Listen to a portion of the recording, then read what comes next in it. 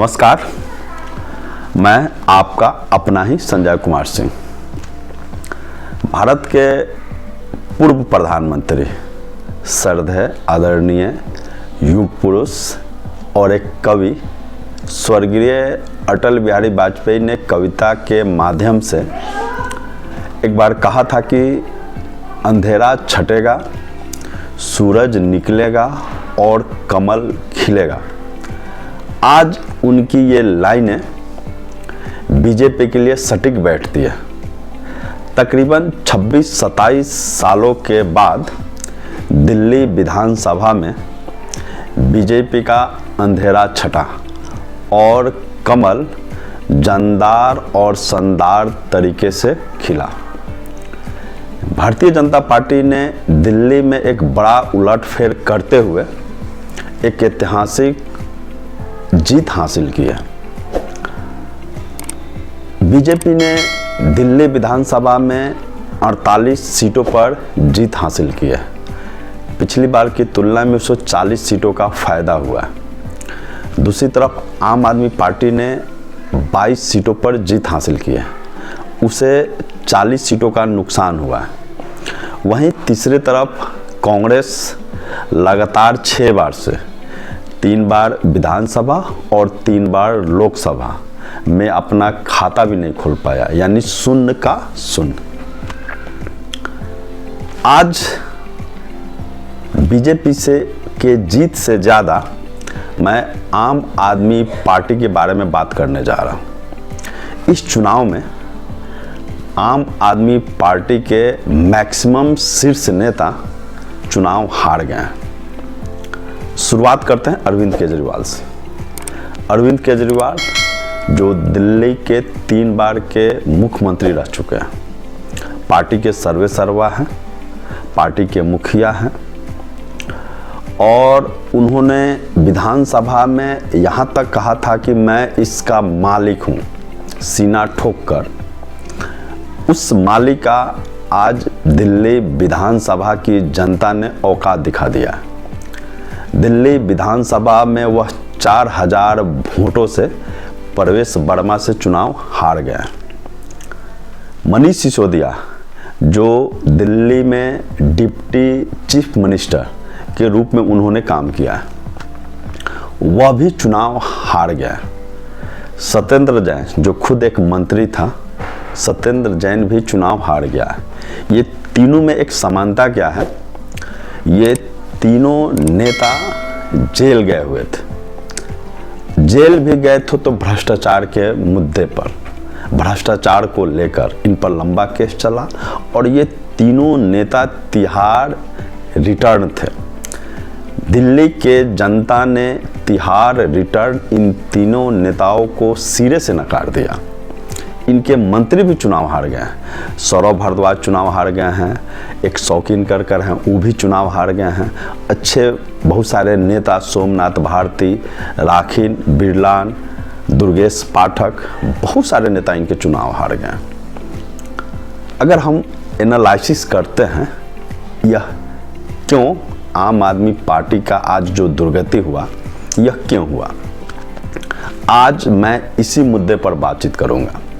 दरअसल आम आदमी पार्टी आज से 12-13 साल पहले अन्ना आंदोलन से उपजी हुई एक पार्टी, अन्ना आंदोलन का एक प्रोडक्ट अरविंद केजरीवाल, एक नए विचारधारा को लेकर, एक नई सोच को लेकर लोगों के बीच में गया और अपनी एक पार्टी बनाई।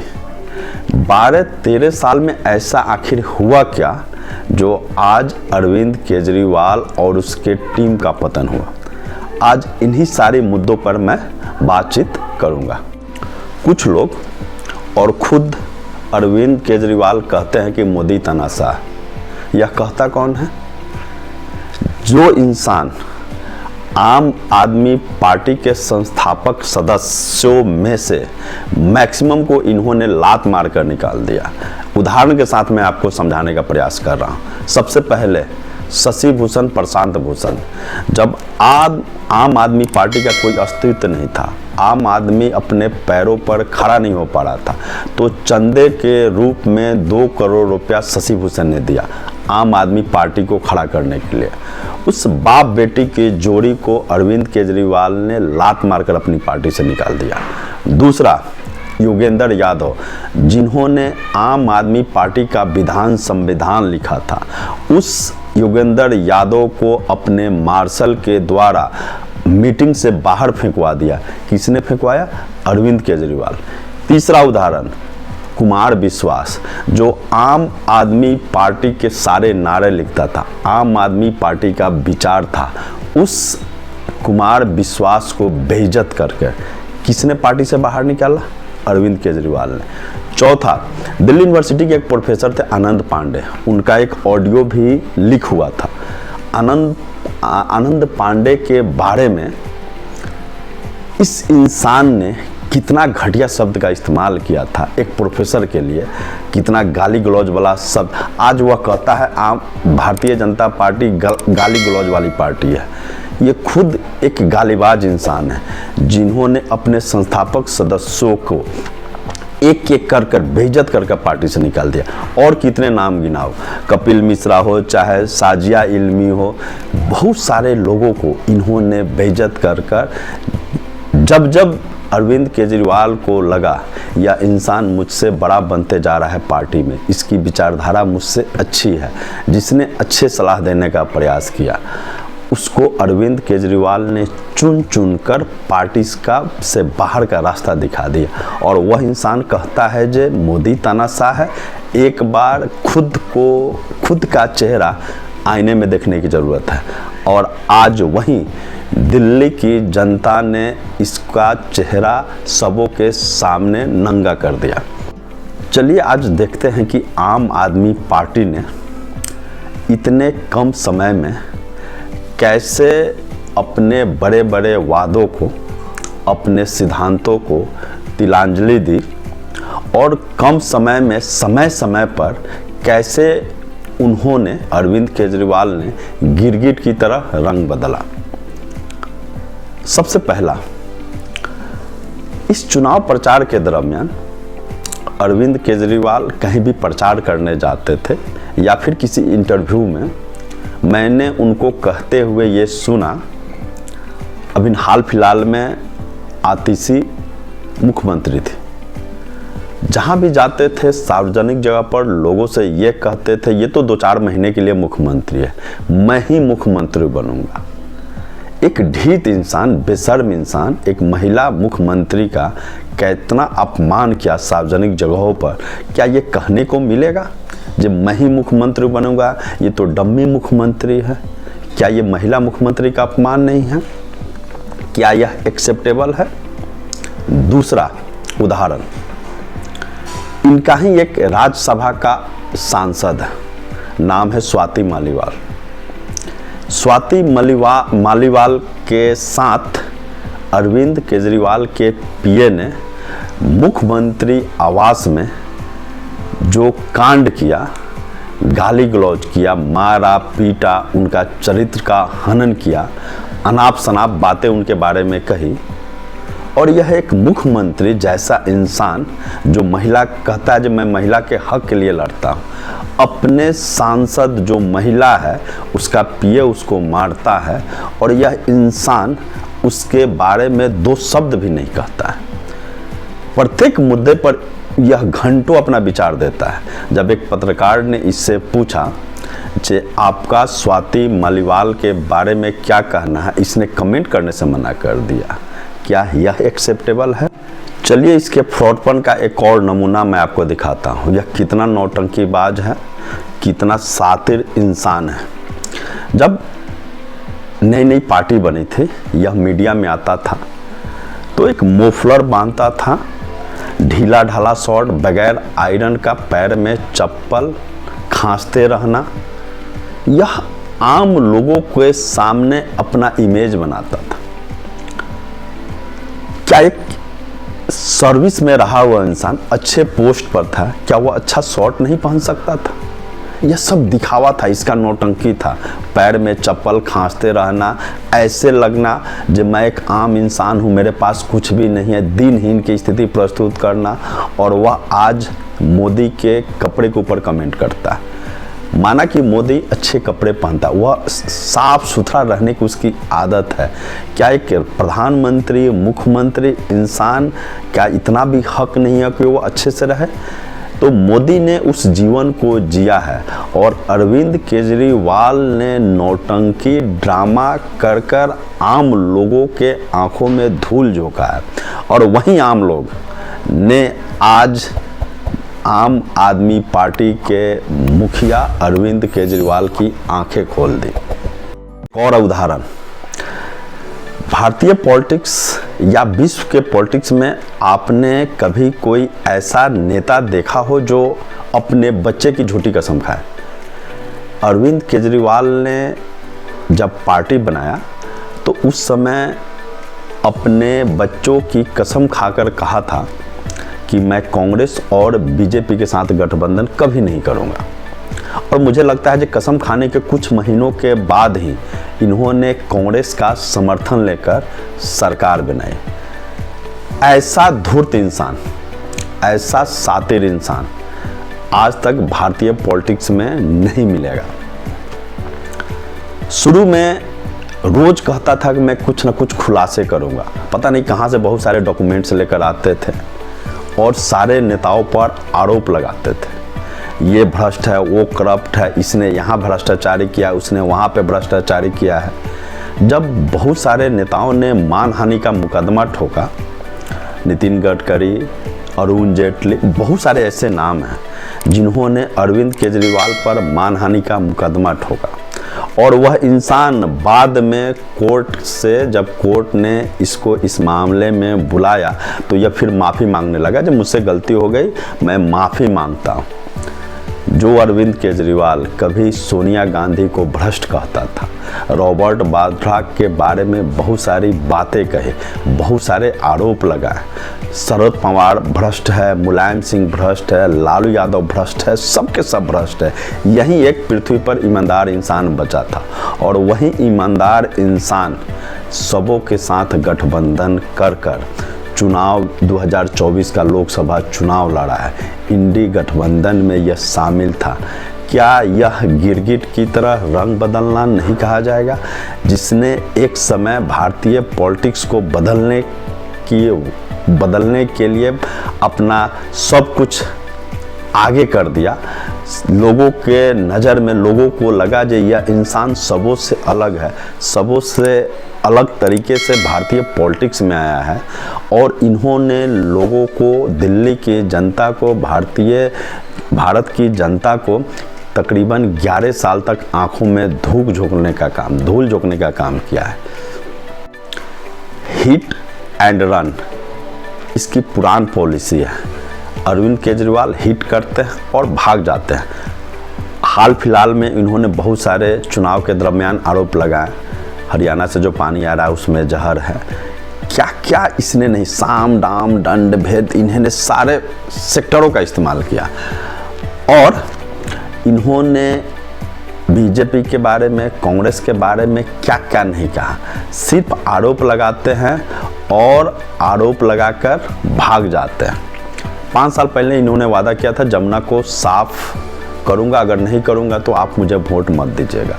इन्होंने दिल्ली वासियों से वादा किया था जब प्रत्येक घर में मैं साफ पानी पहुंचाऊंगा, वो भी नहीं पहुंचाया। इन्होंने रोड के बारे में, पॉल्यूशन के बारे में, सब के बारे में बहुत सारे वादे किए थे। यह ऐसा इंसान है। हाल फिलहाल में मैं इनका एक इंटरव्यू देख रहा था, इन्होंने कहा जो पिछले 5 साल में 2 साल कोरोना में बीत गया, उसके बाद मैं जेल चला गया, मैं कोई काम ही नहीं कर पाया। ऐसा क्या कहते हैं बेशर्मी वाला जवाब भारतीय पॉलिटिक्स में कोई मुख्यमंत्री आज तक नहीं दिया है। और ये अरविंद केजरीवाल सोच रहे थे बार बार मैं मासूम चेहरा लेकर जनता के सामने जाऊंगा, अपनी मासूमियत दिखाऊंगा और लोगों को फिर से झांसे में रखकर मैं चुनाव जीत जाऊंगा। लेकिन इस बार जनता झांसे, पिछले 3 बार से दिल्ली की जनता ने आम आदमी को विधानसभा में चुना। वैसे दिल्ली की जनता कॉन्शस है। लोकसभा में एक ऐसा ट्रेड चल रहा था, लोकसभा में 2014, 2019 और 2024 तीनों बार 7 के 7 सांसद बीजेपी को दिया। लोग यह सोच रहे थे कि केंद्र में बीजेपी रहे और विधानसभा में आम आदमी पार्टी, लेकिन दिल्ली की जनता ने इस बार इस ट्रेड को भी चेंज कर दिया है। लोकसभा में भी, केंद्र में भी बीजेपी और विधानसभा में भी बीजेपी। इस बार 48 सीट के साथ बीजेपी प्रचंड बहुमत के साथ, ऐतिहासिक बहुमत के साथ बीजेपी विधानसभा में अपनी सरकार बनाने जा रही है। आइए अब इस चुनाव में बीजेपी जो ऐतिहासिक जीत हासिल की है उसके कुछ प्रमुख कारक पर चर्चा किया जाए। उसमें सबसे प्रमुख कारण है मोदी की गारंटी। मोदी की गारंटी केजरीवाल के गारंटी पर भारी पड़ा। दूसरा, अरविंद केजरीवाल अभी तक 11 साल फ्री का जो स्कीम लागू किए थे, उस फ्री के स्कीम पर भी अरविंद केजरीवाल चुनाव जीत रहे थे। बीजेपी ने उसी के घर में, उसी के फील्ड पर बैटिंग किया। बीजेपी ने फ्री का जो स्कीम है, पहले ही बीजेपी कह चुका था जो भी हितकारी, जनहितकारी जो योजनाएं हैं उसे मैं लागू करूंगा। ये भी बीजेपी के लिए मास्टर स्ट्रोक हुआ। तीसरा, संघ का प्रचार प्रसार। संघ का जो माइक्रो मैनेजमेंट है, जो वह बूथ लेवल पर एक एक कार्यकर्ता से जो मिलकर डोर टू डोर जाकर जो प्रचार करता है संघ, और एक एक वोटर को चुनाव केंद्र पर लाने का जो संघ का तरीका है, यह पिछले कुछ सालों में देखा गया है। बहुत सारे स्टेट में बीजेपी के लिए यह बहुत ही फायदेमंद हुआ है। तो संघ का माइक्रो मैनेजमेंट। चौथा, इमेज ध्वस्त होना। अरविंद केजरीवाल का इमेज एक कट्टर ईमानदार नेता का था, जो शराब नीति, तिहाड़ जेल जाने से शराब नीति पर उन्होंने जो नियम कायदा कानून बनाया, एक के साथ एक फ्री, तो उनका जो कहने और करने में जो अंतर देखा गया, अपने इमेज के उल्टा उन्होंने जो काम किया, यह भी लोगों को लगा जो ये इंसान कहता कुछ और है, करता कुछ और है। तो अरविंद केजरीवाल का जो इमेज था वह भी ध्वस्त हुआ। कट्टर ईमानदार से कट्टर बेईमान नेता के रूप में लोगों ने, बाकी विपक्षी पार्टियों ने प्रचार किया और जनता ने इसको एक्सेप्ट किया। तो एक इमेज ध्वस्त होने का भी था। नेक्स्ट फैक्टर्स में था मिडिल क्लास। मिडिल क्लास अभी हाल फिलहाल में निर्मला सीतारामन ने जो बजट पेश किया, उसमें 12 लाख तक जो टैक्स में जो छूट था, वह मिडिल क्लास के लिए वरदान साबित हुआ। मिडिल क्लास इससे बहुत ज़्यादा प्रभावित हुआ और मिडिल क्लास का वोट बीजेपी की तरफ शिफ्ट हो गया और बीजेपी के जीत में यह बहुत बड़ा कारक है। नेक्स्ट था दलित महिला। लोकसभा चुनाव में दलित बीजेपी से थोड़ा बहुत छिटक गया था। महिला का भी वोट थोड़ा कम पड़ा था।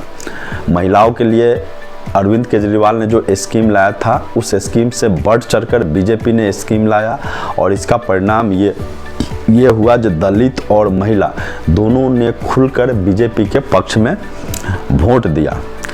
शीश महल, ये भी एक चुनाव के दरमियान एक मेन फैक्टर था।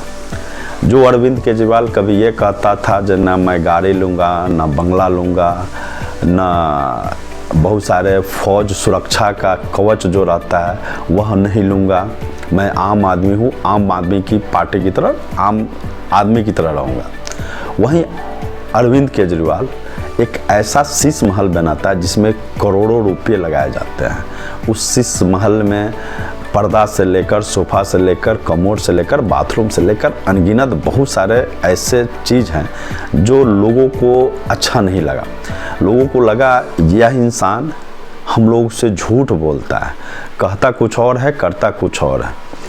इसका भी नकारात्मक, और इस शीश महल का जो था उसको बीजेपी और कांग्रेस ने खूब जोर शोर से इस मुद्दे को उठाया। परिणाम आम आदमी पार्टी और अरविंद केजरीवाल के छवि को धक्का लगा। ये भी एक देखा गया है। जमुना साफ पर भी, यमुना नदी के सफाई पर भी हर बार 5 साल 2015 में भी 5 साल, 2020 में भी 5 साल, और आज 2025 साल में भी यमुना का जो गंदगी है, यमुना में जो झाग निकलता है, अरविंद केजरीवाल करते कुछ नहीं है और सिर्फ आश्वासन, सिर्फ झूठ, सिर्फ फरेब, मक्कारी, धुरतई, नौटंकी करना, फरेब करना, बस यही इनका काम रह गया है। परिणाम आज अरविंद केजरीवाल का पतन। तो ये सारे कुछ फैक्टर्स हैं जो बीजेपी के लिए वरदान साबित हुए। बीजेपी ने एकदम अच्छे तरीक़ा से मोदी शीर्ष नेतृत्व, अमित शाह का मैनेजमेंट, वहाँ का जो बीजेपी का जो अध्यक्ष थे सचदेवा सिंह, उनका और बाकी लोगों ने। एक और बीजेपी ने क्या काम किया, अरविंद आम आदमी पार्टी के जितने भी शीर्ष नेता थे उनको ही घेरने का प्रयास किया। जैसे अरविंद केजरीवाल के अगेंस्ट में प्रवेश वर्मा को लड़ाना, आतिशी के खिलाफ में रमेश बिधूरी को लड़ाना, उसी तरह मनीष सिसोदिया के खिलाफ में अच्छे, यानी शीर्ष नेतृत्व को ही घेरने का प्रयास किया। परिणाम क्या हुआ, आम आदमी पार्टी के जितने भी बड़े नेता थे वह पूरे दिल्ली में प्रचार प्रसार नहीं कर पाए और अपने विधानसभा में ही सिमट कर रह गए। परिणाम बाकी विधानसभा में उनका पतन हो गया, बाकी विधानसभा में उनकी हार हुई। ये कुछ फैक्टर थे जो बीजेपी आज दिल्ली में सत्ता में लौटी है एक लंबे समय के बाद। मैं फिर से कहता हूँ, कोई भी अगर पॉलिटिशियन है, बहुत सारे पॉलिटिशियन इस देश में आए, भारत के इतिहास में आए, भारतीय परिदृश्य में आए, लेकिन 12 साल में अरविंद केजरीवाल की तरह किसी का उदय नहीं हुआ था। लोगों ने इस पर बहुत सारा प्यार लुटाया। 70 में 67 सीट देना, 70 में 62 सीट देना, यानी अपार समर्थन, बेहिसाब प्यार। फिर भी इस इंसान ने 5 साल केंद्र से लड़ना, आना, मीडिया में आना, दिल्ली में तो कैपिटल है ही, मीडिया वहाँ पे इजीली अवेलेबल है, मीडिया में आना, बातें बनाना, एलजी पर आरोप लगाना, मोदी को गाली देना, स्पेशल विधानसभा का सेशन बुलाकर सिर्फ बीजेपी को गाली देना, ये अब नहीं चलेगा। आपको काम करना पड़ेगा। मोदी की गारंटी, वह इंसान अगर कुछ कहता है तो करता भी है, मैक्सिमम करने का प्रयास करता है। आप सिर्फ आरोप नहीं लगा सकते हैं। तो ये मक्कारी धुरतई कब तक चलेगी? आप लोगों के आंखों में धूल कब तक झोंकेंगे? तो इन सबों से दिल्ली की जनता राहत महसूस कर रही है और इन लोगों को एक बार अपना चेहरा आईने में देखने की ज़रूरत है। धन्यवाद। आज अरविंद केजरीवाल और आम आदमी पार्टी पुनर्चिंतन कर रहे, फिर से जो 12 साल पहले जिस विचारधारा को लेकर चले थे उस पर चलने की ज़रूरत है। देश ने एक अच्छा नेता खोया है और वह नेता अगर फिर से पुनर्चिंतन कर लौटता है तो उसका स्वागत होना चाहिए। धन्यवाद।